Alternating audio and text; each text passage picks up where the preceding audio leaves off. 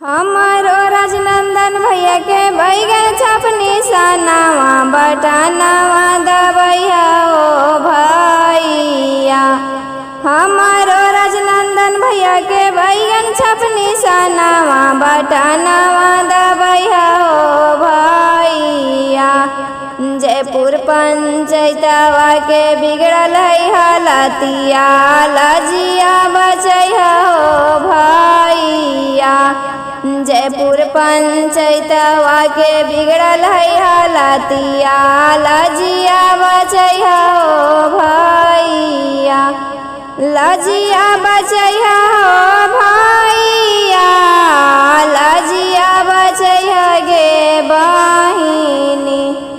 लजिया बचैया हो भैया लजिया बचैया गे बहिनी। 6 नंबर बटनावा है बैगन छपनी सनावा बटनावा दबैया हो भैया। 6 नंबर बटनावा है बैगन छपनी सनावा बटनावा दबैया गे बहिनी। जयपुर पंचायतवा के बिगड़ल है हालतिया लजिया बचैया हो भैया। जयपुर पंचायतवा के बिगड़ल है हालतिया लजिया बचैया हो भैया।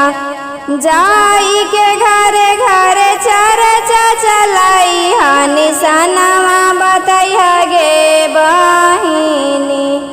जाई के घरे घरे चर्चा चलाई हानि सनावा बतैया गे बहिनी। 6 नंबर बटनावा है बैगन छपनी सनावा बटनावा दबैया गे बहिनी।